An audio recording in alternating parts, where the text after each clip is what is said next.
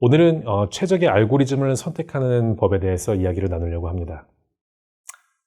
자, 솔루션을 구상하기 위해서 이 각 기능을 구현하는 데 필요한 최적의 알고리즘을 선택하는 그런 단계라고 볼 수가 있죠. 알고리즘은 어떤 문제를 해결하기 위해서 정해진 일련의 절차나 방법을 공식화한 것을 의미한다고 사전적인 정의는 나와 있습니다. 인공지능 알고리즘의 종류는 굉장히 많고 또 각각 기능과 장단점이 다릅니다. 그렇기 때문에 좋은 결과를 내기 위해서는 문제 성격에 잘 맞는 최적의 알고리즘을 골라내는 게 필요합니다. 알고리즘 선정과 관련해서 많은 이들이 특히 초급자들이 하는 실수는요, 내가 잘 아는 익숙한 알고리즘에만 얽매인다는 점입니다. 실행이 쉽고 결과를 금방 도출할 수 있는 그런 알고리즘에만 의존하게 되면요, 처음이야 괜찮겠지만 이후에 데이터 양이 많아지고 또 기능의 확장이 필요한 단계에서 이 정확하지 못하고 또 비효율을 일으키는 이런 문제 때문에 고생을 하게 되죠. 알고리즘은 최고의 성능을 발휘하기 위해서 몇 차례 튜닝 작업과 또 광범위한 학습을 필요로 하는데요. 이런 그 긴 과정을 효율적으로 하기 위해서는 처음부터 가급적이면은 최적의 알고리즘을 선택하는 데 공을 많이 들이는 게 좋습니다. 숙련된 엔지니어도 모든 알고리즘을 써보기 전까지는 알고리즘을 골라내는 게 쉽지가 않죠. 따라서 적절한 알고리즘 선정을 위한 방법을 숙지할 필요가 있습니다.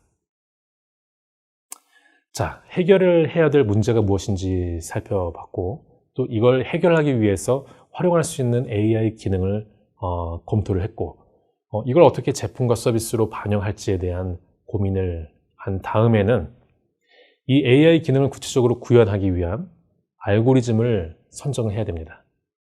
자, 알고리즘을 선택하기 위해서 이런 순서에 맞춰서 질문을 던지는 게 좋습니다. 먼저 테크닉에 대한 검토입니다. AI 기능을 수행하기 위한 세부 테크닉은 무엇인가에 대한 거고요. 그 다음은 작업 속성에 대한 검토입니다. 데이터의 크기라든지 작업의 긴급성이라든지 이 요구되는 정확성이 어느 정도 레벨까지인지 이런 것들을 토대로 이 작업 속성을 파악하는 거고요. 그 다음에 알고리즘을 선정을 하는 겁니다. 자, 먼저 테크닉을 한번 볼까요? 자전거를 타는 법을 배우기 위해서 이 균형 잡기, 또 발구르기, 또 핸들을 꺾기, 뭐 이런 구체적인 테크닉을 익혀야 합니다. 마찬가지로 AI 기능을 구현하기 위해서 필요한 핵심적인 테크닉을 파악해야 됩니다. 테크닉은 알고리즘이 수행하는 일의 방식을 의미합니다. 예를 들어서 모조품 가방을 구분해내는 이 기능을 구현하기 위해서는요, 진짜와 가짜를 구분할 수 있는 클래시피케이션, 분류 테크닉이 필요합니다. 이렇게 분류 테크닉이 필요하다는 것까지 구분이 됐다면 이 테크닉을 구현해낼 수 있는 알고리즘이 뭐가 있는지를 봐야 되는데요. 나이브 베이즈라든지 의사결정 트리라든지 로지스틱 회귀 분석 뭐 몇 가지로 간추려지게 됩니다. 이 중에서 이 다음 파트에서 다룰 이 작업 속성을 고려해서 최적의 알고리즘을 선정하게 되는 거죠.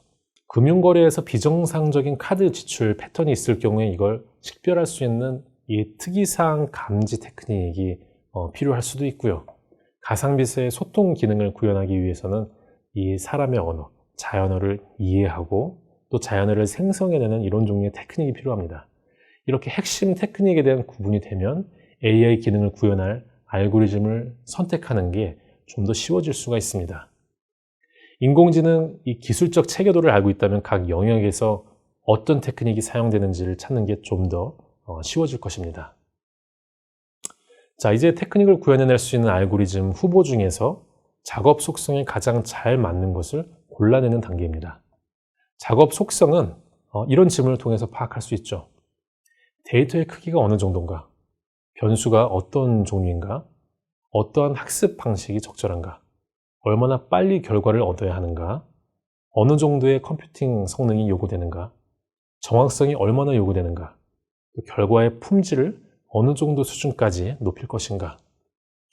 예를 들어서 딥러닝의 경우에는요, 성능이 굉장히 뛰어나지만 일반적인 머신러닝 알고리즘에 비해서 많은 연산 능력이 요구됩니다. 따라서 하드웨어적으로 기반이 갖추어져 있을 때 딥러닝 알고리즘을 활용하는 게 적절하죠. 소프트웨어도 중요한 역할을 합니다. 구글이 공개한 텐서플로우와 같은 딥러닝 패키지와 연동이 된다면 이용하기가 더 수월해지죠. 고성능의 하드웨어와 방대한 데이터가 확보되어 있다면 딥러닝을 활용하는 게 고려를 해볼 수가 있고요.